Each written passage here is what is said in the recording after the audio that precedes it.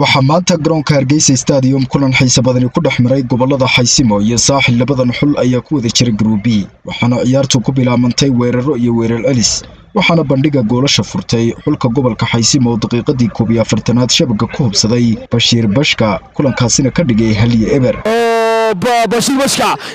وير بشير بشكا جول يا سلام فعلا qaybtii hore ciyaartana waxa lagu kala nastay hal iyo eber oo xulka gobolka Xaysimo ku hogaaminayo qaybtii labaad ee ciyaarta markii la isku soo laabtay ee labada xulna ay la soo tashadeen tababarayaashooda ayaa waxay wax ka bedel ku sameeyeen qaab ciyaareedkii hore ay ku ciyaarayeen labada xulba waxaana daqiiqadii 11aad xulka gobolka Xaysimo uu leeyimid goolkooda labaad kaasi oo shabaga ku hubsaday mar labaad Bashiir Bashka ciyaartuna ay noqotay 2-1 guud ahaan ciyaartuna ay ku soo gabagabootay 2-eber ay ku hogaaminayaan xulka gobolka Xaysimo halka xulka gobolka Saaxil uu caraabay runtii aad iyo aad buu mahadsan TV-ga qaranku marka ugu horeysa waxaan salaamayaa baxda TV-ga qaranka oo ugu horeeyo wasiirka wasaaradda warfaafinta runtii Salaaman Cali Koore agaasimihiisa guud iyo hawlwadeennada gabi ahaan haddaan in yar kaaga warramo koobkan sida uu socdo runtii waxaynu u wada jeednaa waxaan u malaynayaa goolkii labaad ayaa hadda dhashay oo waynu u wada jeednaaba goolkii labaad inuu hadda dhashay runtii waa tartan xamaasad leh waa tartan runtii ka duwan tartamadii hore ee ciyaaraha gobolada soo mari jiray waa runtii waxa la isu keenay dhalinyaradii dalka oo dhan 14 gobolba waqti dheer baa ugu dambeysay in sidan oo kale goob la isugu keenay awal waxaanu samayn jirnay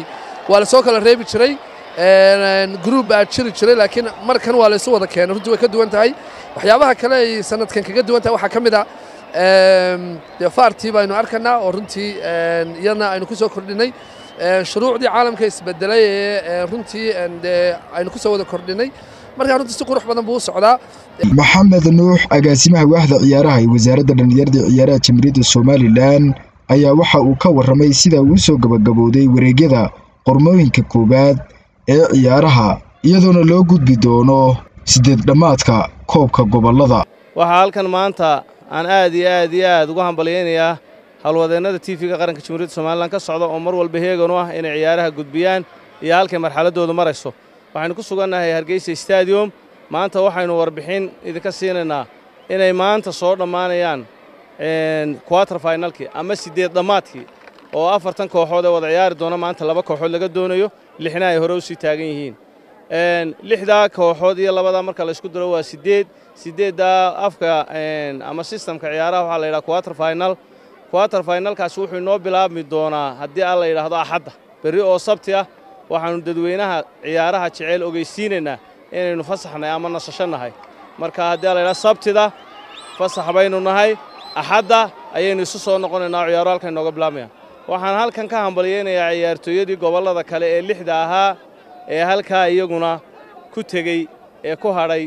inay ciyaar fiican muujiyeen iyo akhlaaq iyo nidaam waanan ku hambalyeynaa waanan sagootiyeynaa ciyaaraha maanta halkan ka dhacaya waxay u qaybsan yihiin 3 qaybood ama caasimadda Hargeysa Somaliland ka dhacaya 3 event oo gobolada oo dhamay isaga yimaadeen weeye waxa weeyaan 1 kubadda cagta 14 gobol baa ka qayb galayay 2 orodada waxa ka qayb galayay 14 gobol 3 basketka waxa ka qayb galayay 8 gobol oo basketka leh waxaan rajaynayaa sanadada dambe ee aynu ciyaaraha gobolada qabanayno insha Allah bismillaahi kariim inay gobolada aan basketka lahayna samaysan doonaan inuu ku dhiiri gelinay una sheegnay ciyaaraheena tadawur iyo horumar bay sameeyeen waa arkaysaan bilicda iyo quruxda garoonka waa arkaysaan hawlwadeennada kala duwan sida u shaqeynayeen waxaan halkan ka amaanayaa mar walba wasaaradda warfaafinta iyo TV-ga qaranka iyo radio Hargeysa oo si joogto ah ciyaaraha u taminayay caalamka oo dhan gaarsiinayay waliba muuqaal aragtidiisa aad iyo aad loogu diirsado qurux badan waxa kale oo halkan ka hambalyeynaya wasaaradda arrimaha gudaha iyo ciidanka bilayska Jamhuuriyadda Somaliland taliyayaashooda kala duwan adeegtay taliyaha guud taliyaha ku-xigeenka iyo qaybaheeda kala duwan iyo hogaanadaba waxay noola shaqeeyeen ciidanka bilaysku si hagar la'aaneed ciyaaraha nabadgelyadooda iyaga ka shaqeeyay heegan bay noo yihiin waqtiga ciyaaraha bilowna waa arkaysaano waqti kulul weeye marka dadka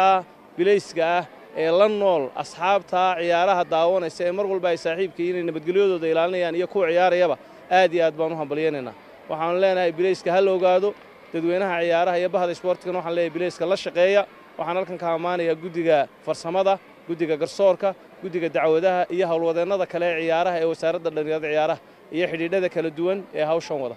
xamse qurbaani warsamo cali iyo cabdiqaadir kabadhe warbaahinta qaranka Somaliland Hargeysa Stadium